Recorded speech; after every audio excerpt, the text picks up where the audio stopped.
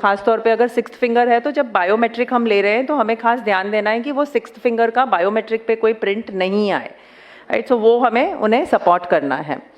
और जब एक्सेप्शन का फोटो लेते हैं तो पाम्स जो हैं वो कैमरा की तरफ फेस्ड हो, इस तरह से फोटो लेना है ताकि क्लियरली दिखाई दे।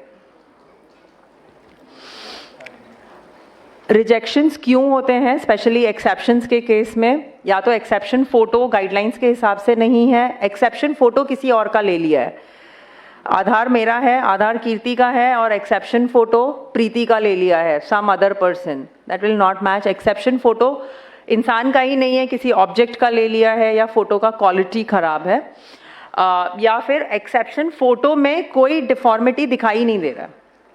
जैसे अभी हमने कुछ देर पहले कहा था कि जस्ट बिकॉज एक फिंगर का बायोमेट्रिक नहीं आ रहा है हमने उसे एक्सेप्शन में डाल दिया। तो अगर आप एक्सेप्शन फोटो देखेंगे तो ये बराबर है, फिंगर्स भी बराबर हैं, आंखें भी बराबर हैं, so this will go for rejection, right. So please take care of this कि ये नहीं हो। ये कुछ रिजेक्शन के रीजंस हैं, as you can see. Exception photo में कुछ भी नहीं है। So first is the Aadhaar photo and the second is the exception photo. लेकिन आप देखेंगे तो फोटोज उल्टे लिए हुए हैं। आधार वाले फोटो में हाथ ऐसे कर दिया है और मेन फोटो ठीक लिया है, एक्सेप्शन फोटो जो है वो आधार के फोटो की तरह लिया है। Exception photos again second row में हमें दिखाई दे रहा है the wrong biometric exceptions. So कुछ इस तरह से फोटोज लिए जाते हैं, पॉसिबली शायद वो भी पोस्ट लंच के बाद होते होंगे। Okay, so capturing residents biometric least qualities में, जहां पर क्वालिटीज कम है, सारे 4 अटेम्प्ट्स जो हैं वो हम ले सकते हैं। क्वालिटी ना भी ध्यान में रखें और हम कंटिन्यूसली 4 बार उनके बायोमेट्रिक्स या आइरिस ले लें, दैट विल वर्क। वो हमें डिलीट नहीं करना है and to ensure that all the attempts are uploaded, और सेम रेसिडेंट के सारे अपलोड्स हों। सो एग्जाम्पल, अगर मेरा आइरिस पहली बार में बराबर नहीं आया, पुअर क्वालिटी का आया, तो हम फोर्स कैप्चर कर सकते हैं, और वो फोर्स कैप्चर जो 4 बार होगा वो हम चारों अपलोड करें, या एटलीस्ट एक आधा बराबर होगा उसमें, so irrespective of quality. So this is how the force capture will happen.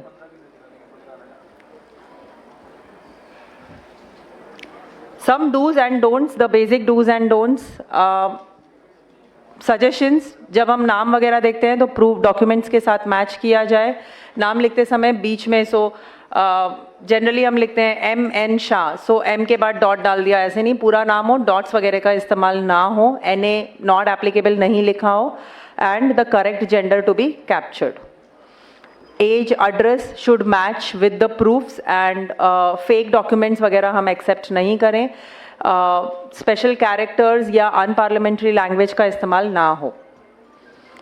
Photograph बराबर लाइट में लिया जाए, एंड फोटो का फोटो नहीं लिया जाए। किसी और इंसान के फोटो की जगह किसी और चीज़ का ही फोटो अपलोड हो गया है, जैसे हम सुबह कह रहे थे कि बस मोबाइल में हम कुछ और कर रहे थे, उसने अपना फोटो क्लिक करा एंड हो गया, सो वो सब नहीं हो, उसका ध्यान रखा जाए। हेड वगैरह ऐसे टिल्ट नहीं हो जब वो फोटो कैप्चर हो रहा हो, it has to be straight हो। And the documents the operator should verify, एक बार अपलोड करने से पहले हमें वेरीफाई कर लेना है। क्या हम फोटो कॉपीज ले सकते हैं डॉक्यूमेंट्स के? नहीं, बट मैं तो आपके पड़ोस में ही रहती हूँ। यस, हमें उनके ओरिजिनल कॉपीज चेक करने हैं, और वो ओरिजिनल कॉपी का हम डुप्लीकेट या जेरोक्स अपने पास रख सकते हैं? नहीं। So once it is done, वो हमें उन्हें रिटर्न कर देना है, right. Done. So going ahead, next I would like to ask, okay, so ये हमने देख लिया है। नाउ जस्ट एक क्विकली हम नज़र डाल लेते हैं ऑन द डॉक्यूमेंट्स, क्या क्या रिक्वायर्ड है। एज वी सेड कि documents time and again update होते रहते हैं, so a quick look at it. Proof of identity में क्या क्या होना चाहिए? It's a identity proof. नहीं, प्रूफ ऑफ आइडेंटिटी में क्या दिखना चाहिए? नाम एंड फोटो, करेक्ट। एड्रेस में सिर्फ एड्रेस दिखाई दिया, मेरा नाम नहीं दिखाई दिया, चलेगा? हाँ, मेरा ही एड्रेस है वो पता चलना चाहिए, so name and address. Relationship proof में नाम, मेरा अपना नाम तो होना चाहिए, यस। एड्रेस होना चाहिए। रिलेशनशिप प्रूफ में नाम दिखना चाहिए और एग्जैक्टली रिलेशनशिप क्या है वो देखना चाहिए। सो HOF बेस्ड अगर है तो HOF कौन है, who is the head of family, उसका नाम, उसके साथ का relationship should be there, and date of birth में क्या होना चाहिए, नाम, रिलेशनशिप। अगर मेरा अपना ही डेट ऑफ बर्थ का प्रूफ है तो मेरा नाम एंड डेट ऑफ बर्थ, अगर HOF है तो yes, name, relationship and the date of birth. फिर so there are some list, कुछ लिस्ट ऑफ डॉक्यूमेंट्स हैं जो अप्रूव्ड लिस्ट ऑफ डॉक्यूमेंट्स हैं, ये एक बार ही आपको रीड करना है। कई बार हमें लगता है कि कुछ डॉक्यूमेंट्स हैं जो एक्सेप्टेबल होंगे, हमने बस मान लिया है, लेकिन ऐसा नहीं है। सो प्लीज़ एक बार ही लिस्ट देखकर ही आगे उसे प्रोसेस करना। Original documents must be scanned, जब हम स्कैन कर रहे हैं, as we already discussed, photocopies नहीं। एंड डॉक्यूमेंट्स जो हैं रेसिडेंट के नाम पर होने चाहिए या फिर HOF, head of family. Other than that it will go for rejection. Some validity of supporting documents, passport का वैलिडिटी, ड्राइविंग लाइसेंस का वैलिडिटी, स्टैंडर्ड सर्टिफिकेट्स काफ़ी जगह पर नहीं एक्सेप्टेबल है, लेकिन जहाँ पर एक्सेप्टेबल है it is only valid for a period of 3 months। Water bill, telephone bills या ऐसे कोई यूटिलिटी बिल्स हैं वो भी सिर्फ जैसे आधार में लिखा है विनय कुमार, एंड सो आधार में विनय कुमार लिखते समय विनय में V और K में, कुमार में K, दोनों कैपिटल्स में है। प्रूफ ऑफ आइडेंटिटी में Vinay and Kumar is written in a small letters, तो ये चलेगा। This is a minor error, लेकिन अगर बड़े एरर्स हैं तो नहीं चलेगा। सो ये एक सिंपल एक्सेप्टेबल है। अगर आप यहाँ पे देख सकते हैं तो भगवान दास ईश्वर दास हिरानी, आधार में किस तरह से नाम दिया है और प्रूफ ऑफ आइडेंटिटी या प्रूफ ऑफ रिलेशनशिप में किस तरह से नाम दिया है, name and the father's name. So middle name कहीं पर ऐड किया है या कहीं पर मिडिल नेम को एक्सपैंड किया है, कहीं middle name and surname add किया गया है क्योंकि वो आगे पीछे लिखा गया था, which is acceptable. So that's it.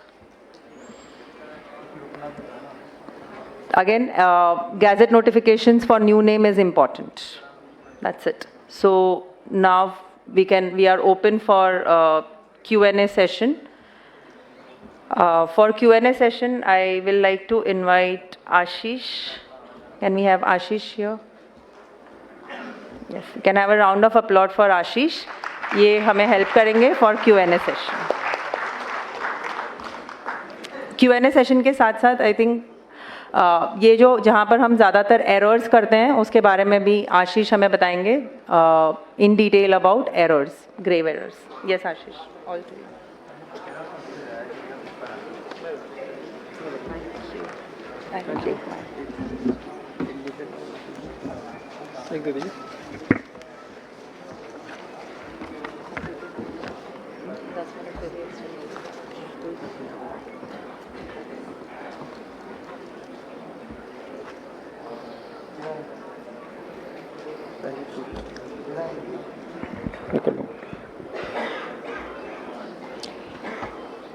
Good afternoon, everyone. Good afternoon, everyone. Very good. First thing, हमने बहुत सारे इन्फॉर्मेशन जो हमारे DDG थे, CEO सर थे, सब ने बहुत अच्छी इन्फॉर्मेशन दी। बहुत अच्छा हमने डेटा का एनालिसिस देखा, कितने रिजेक्शंस होती है, इंडिविजुअल कितना है, इनरोलमेंट कितनी रिजेक्शन होती है, अपडेट कितना होता है। सो ओवरऑल एक आधार का हमारे पास एक बहुत अच्छा पिक्चर हमारे सामने रेडी हो चुका है कि जिससे कि हमें जो बेसिक डिटेल्स है और इनरोलमेंट एंड अपडेट से रिलेटेड, डॉक्यूमेंट अपलोड से रिलेटेड जितनी चीज़ें हैं वो सब कुछ हमें समझ में आ चुकी है। इस सेशन के बाद हम 10 से 15 मिनट का क्वेश्चन आंसर सेशन रखेंगे और इस सेशन में हम मेनली डिस्कस करेंगे कि रिजेक्शन कहाँ होती है, प्रोसेस क्या है, टेक्निकल एस्पेक्ट्स क्या है और आपको किन किन चीज़ों पे ध्यान देना है जिससे कि रिजेक्शन ना हो। तो आपके स्क्रीन पर जो अभी एक QC पोर्टल दिख रहा है, ये एक ऐसा हमारे पास पोर्टल होता है, जब आप डॉक्यूमेंट अपलोड करते हैं तो ऐसा हमारे पास डॉक्यूमेंट आता है। लेफ्ट साइड में रेसिडेंट का फोटो है, उसके नीचे उसका डेमोग्राफिक डिटेल्स है, सेंटर में आप जो टैब्स में जो आप रेस्पेक्टिव डॉक्यूमेंट्स अपलोड करते हैं वो आता है, राइट साइड में हम उसको एरर कैटेगरी में मार्क करते हैं। अगर सब कुछ सही है तो करेक्ट, अगर किसी भी एरर में वो फॉल कर रहा है तो हम उसको उस एरर कैटेगरी में मार्क करेंगे। This is how a normal process of the QC will go on. ठीक है, मैं इस चीज को क्यों दिखा रहा हूं, आप ऊपर देखिए photo, HOF, POI, POA, POR and POB, ये आपके पास 4 से 5 टैब है। आप लोग क्या करते हैं कि जब कोई न्यू इनरोलमेंट होता है, मान लीजिए किसी ने स्टैंडर्ड सर्टिफिकेट दिया, standard certificate is valid for POI, POA and POB, right? Valid है? यस और नो?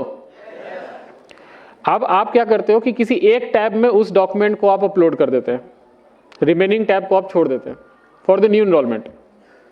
हमारे पास क्या होता है, वो एक टैब में हमारे पास POI आ गया, हम जब दूसरे टैब में गए तो POA है ही नहीं, POB है ही नहीं,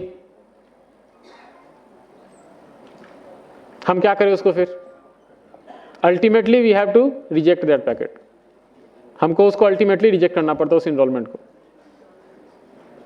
मैं इसको क्यों आपको बार बार ध्यान दिला रहा हूं, क्योंकि आप जब भी कोई इनरोलमेंट करो, कोई भी न्यू इनरोलमेंट हो, अगर एक ही डॉक्यूमेंट सारे टैब्स में एप्लीकेबल हो रहा है तो आप उसको उतने बार स्कैन करके उतने टैब्स में आप अपलोड करो। एक मिनट, क्वेश्चन से बाद में लेंगे। इसमें आपका जब आप सारे टैब्स में जब तक आप नहीं दोगे तो हमें ना टैब वाइज डिसीजन लेना होता है। किसी भी एक टैब में अगर कोई भी एक डॉक्यूमेंट गलत होगा और उसमें जैसे ही हमने कोई एरर मार्क किया, आपका ओवरऑल जो पैकेट है वो रिजेक्ट हो जाता है। This is the major problem. आपको ये शायद फील्ड में नहीं समझ में आती होगी, but this is the reality. हमें क्या होता है कि हमारे डेटाबेस में हमारे ईच POI, POA, POR के अगेंस्ट में हमारा एक रिपोजिटरी स्टोर होता है, जिसको आप CIDR बोलते हैं, सेंट्रल आइडेंटिटी डेटा रिपोजिटरी। अगर हमने किसी एक POI डॉक्यूमेंट में आपने सारा डॉक्यूमेंट स्कैन कर दिया जो कि POA के लिए भी एप्लीकेबल है, POB के लिए भी एप्लीकेबल है, तो कल को अगर मैंने न्यू इनरोलमेंट सेग्रीगेट करके मैंने डेटा निकाला डेटाबेस से, तो हमारे पास सिर्फ उस इनरोलमेंट ID का POI आएगा। उसके साथ क्या POB लगा हुआ है, क्या POA लगा हुआ है, हमें नहीं पता चलता।